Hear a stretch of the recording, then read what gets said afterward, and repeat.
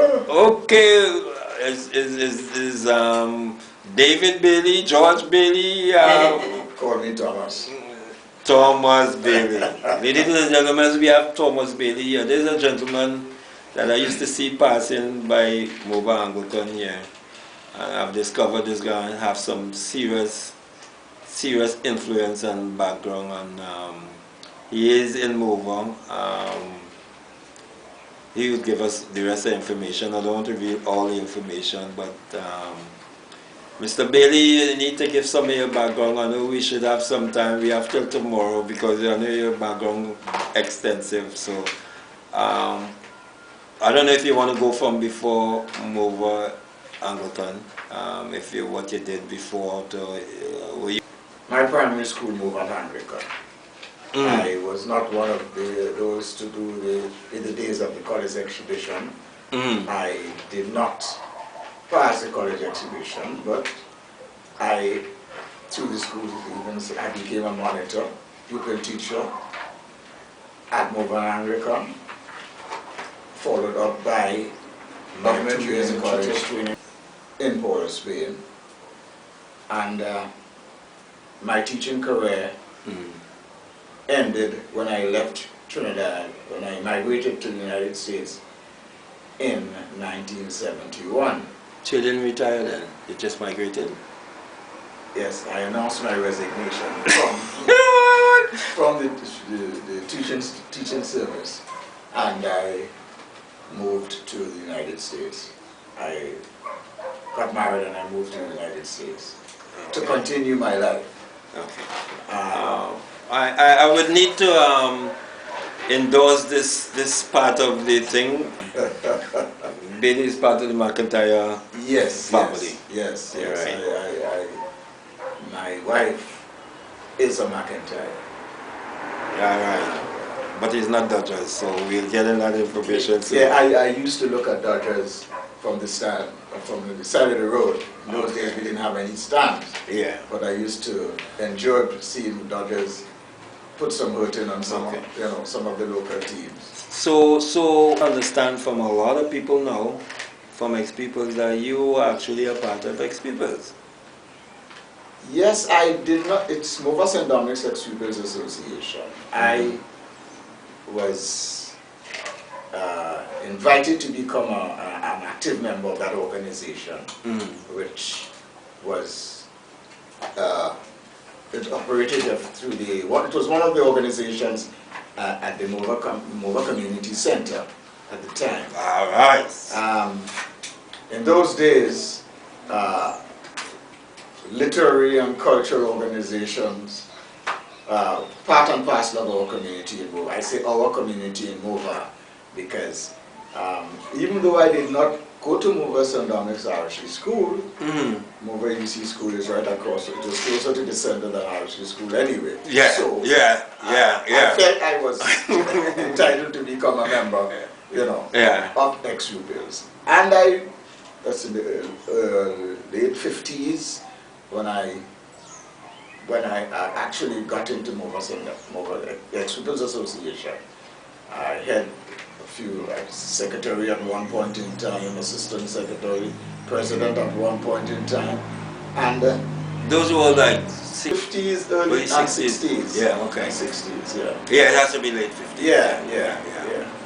And we had some wonderful days in the community center. But after I left Morvant, after I got married and I left, the urge to continue working with the community organization.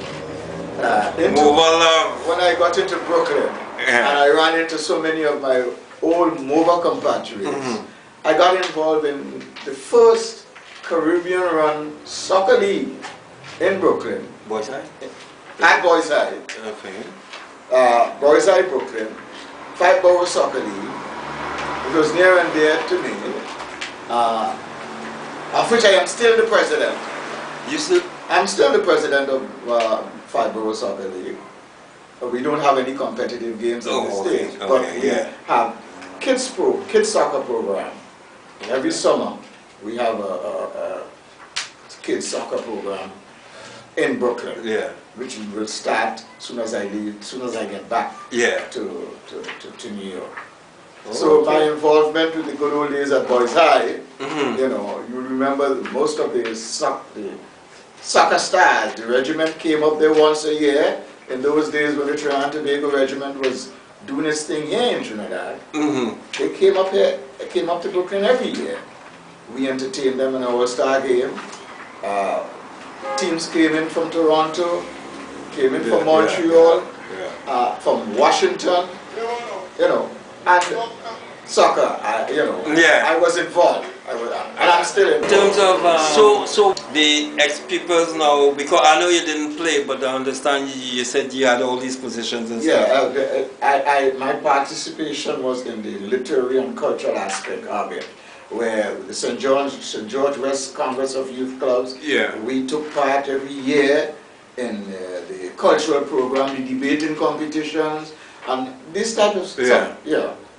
So based on, so is that experience that catapult you in New York to start being an executive? Because I understand now you have a prestigious role even with the Labor Day Parade. Is that correct? Or yes, as recent as December, last December, up to December, I was the president of the Western American Day Carnival Association.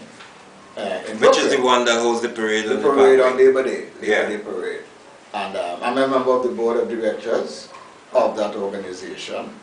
And my life in Brooklyn has been devoted to WIAC, we call it. Yeah. You know.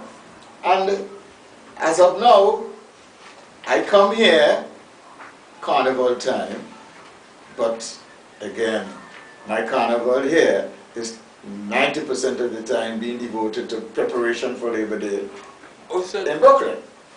So, in terms of ideas, in terms of contacts, in terms of preparation, meeting with NCC, meeting with the Carnival Association. In a formal way? Very formal way. Very formal way. Okay. So it's not just leisure? No. I mean, you get a little flack every now and then from the other I cannot just... Yes. So how long you been well, you know, we would say running the thing. I mean, it's not that way, but... No, I have been with the WIAC for about 25 years. At one point in time, I used to be the secretary of the organization. I was a vice president of the organization. Then being a member of the board of directors here, and I was elected president 4 years ago for a 3-year term. I had some health problems which forced me to Arts Festival. Ex-Pupil is always part of that Arts Festival, music festival. Prime Minister's Best Village. Ex-Pupils is always representing. Was there another cultural group? Morvant Literary and Cultural Club. Okay. That's with the Ralph Campbells and and that was the Bill and them? Yes, Bill Trotman and all these people were... That was George Green said, that was a kind of... Had two groups. Right. You had, like I said, Morvant Literary and Cultural, Morvant St. Dominic's Ex-Pupils. There was another group from up Clover Street, I don't remember the name of it right now. But there were quite... so that way up Clover, that's how drumming and different things. Right. Because it's a certain distant area came with the drumming and Pelican and these guys and them, Cultural activities in the center. So you saw Bill Trotman and them, you were part of the table tennis. Right. Bill and they were part of the Edwin Mills. I don't know if you knew the name Edwin Mills. Somebody mentioned that name.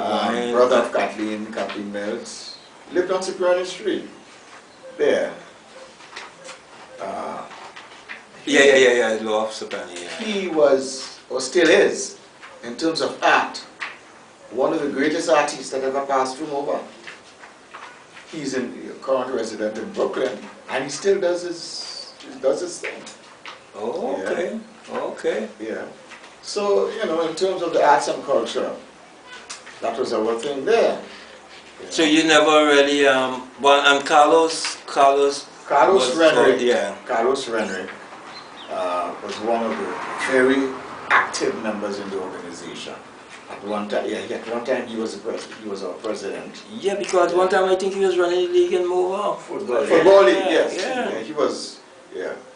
But, well, Morvant St. Dominic, they also had a football team playing in the Morvant League. You know, the names, the fellas like... Well, that's what Adrian was saying, St. Dominic, but he used the word ex-pupils, and I think Well, that's all yeah, ex-pupils.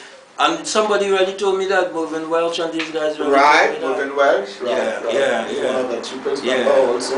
Yeah. You know. Okay, Yeah. so it was St. Dominic boys. Clyde Constantine, Yeah. Constantine. Yeah. You know, they were all... Mickey Evelyn.